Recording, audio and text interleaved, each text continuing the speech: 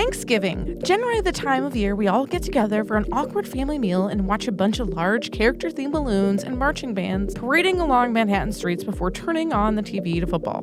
But what if you wanted to trade in the old pigskin for a few movies to watch this Turkey Day? Sandwiched between the fright fest that is Halloween and the warm feelings of Christmas, Thanksgiving is the forgotten stepchild of holiday movies.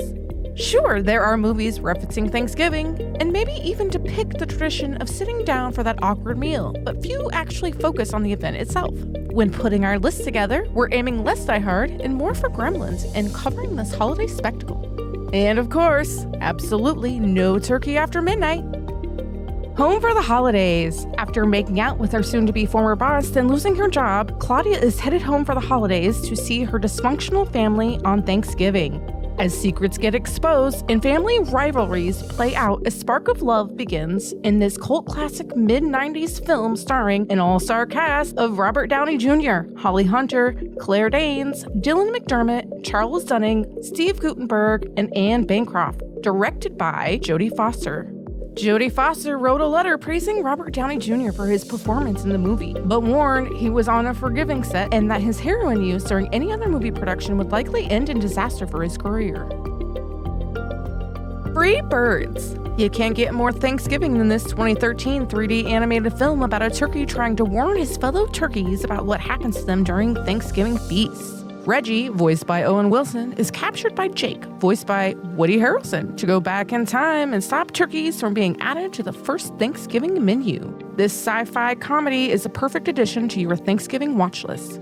3 Star Trek regulars in original series George Takei, The Next Generation, and Deep Space Nine's Cole Meany, and Voyager's Robert Beltran provided voices for the movie. Planes, Trains, and Automobiles. This written and directed John Hughes film sees a comedic dream pairing of Steve Martin and John Candy as Neil Page and Del Griffin, a hard-working, high-strung marketing account executive and a semi-lovable oaf working together to find their way back home to Chicago to see their families for Thanksgiving. Personalities collide as they work their way through planes, trains, and yes, automobiles to get home. The twist at the end of this comedy will have you in tears.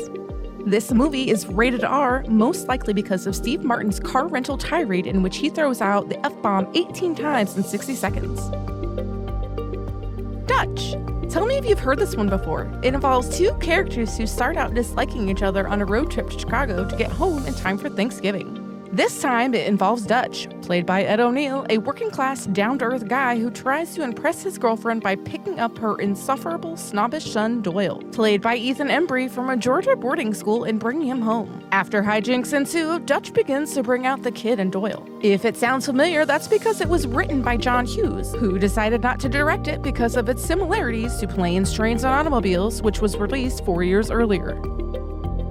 Pieces of April. This dramedy showcases a post-Dawson's Creek, pre-Batman Begins, Katie Holmes, and the titular character of April, the black sheep of the family who lives in a small apartment in New York City. Trying not to disappoint her family, she desperately roams from apartment to apartment, begging neighbors to let her cook the turkey in their oven after realizing hers is broken. With only a $100,000 filming budget, the cast consisting of Oliver Platt, Katie Holmes, Derek Luke, Sean Hayes, Allison Pill, and Patricia Clarkson received only $248 a day.